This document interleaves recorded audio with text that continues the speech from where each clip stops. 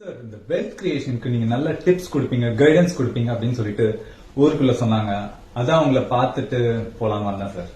ஓ, அப்படியே என்ன பத்தி ஊருக்குள்ள பேசிக்கிறாங்க. அடே, எனக்கு இருக்கிற அறிவுக்கு அமெரிக்காவில இருக்க வேண்டியவன்டா. பட் நான் ஒன்னும் பெரிய ஆள்லாம் கிடையாதுங்க. நானும் உங்களை மாதிரி தான், நார்மல் பர்சன் தான். எனக்கு தெரிஞ்ச இன்ஃபர்மேஷன் தான் மத்தவங்களுக்கு ஷேர் பண்றேன், அவ்வளவுதான்.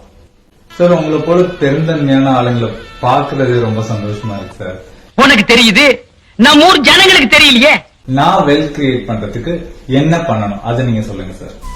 நம்ம சாதிக்க போற விஷயம் வேணா ரொம்ப பெருசா இருக்கலாமே தவிர அதுக்காக நம்ம எடுக்க போற முயற்சின்றது ரொம்ப சிம்பிள் தான். நீங்க செய்ய வேண்டியது என்னன்னா, உங்களோட மாச செலவுகள் போக உங்களால எவ்வளவு தொகை சேமிக்க முடியுமோ அதை எஸ்ஐபி முறையில மியூச்சுவல் ஃபண்ட்ஸ்ல தொடர்ந்து நீங்க இன்வெஸ்ட் பண்ணிட்டு வந்தா அதுவே போதுமானது.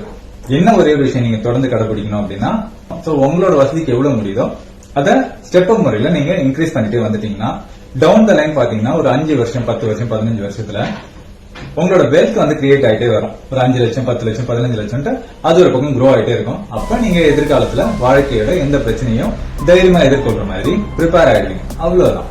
ஓ, very nice sir, very interesting too. But நம்ம இத கொஞ்சம் ரிவர்ஸா ஒர்க் அவுட் பண்ணுவோமா? அது என்னது? அதாவது முதல்ல நீங்க எனக்கு 10 லட்சம் ரூபாய் கொடுத்துருங்க, அப்புறம் நான் மாசம் மாசம் சின்ன சின்ன தொகையா உங்களுக்கு கொடுக்கறேன். அது நீங்க சொன்ன மாதிரியே சின்னதா ஆரம்பிச்சு ஸ்டெப்பும் முறையில போ இன்க்ரீஸ் கூட பண்ணிக்கலாம் சார். ஆக அங்க இங்க பிட்ட போட்டு என்கிட்ட கடன் வாங்கிட்டு போலாம் நீ வந்திருக்க, அதானே? அப்ப தரமாட்டீங்களா சார்? உங்களை எல்லாம் எத்தனை நம்பிகள் வந்தாலும் திருத்த முடியாது, திருத்தவே முடியாது.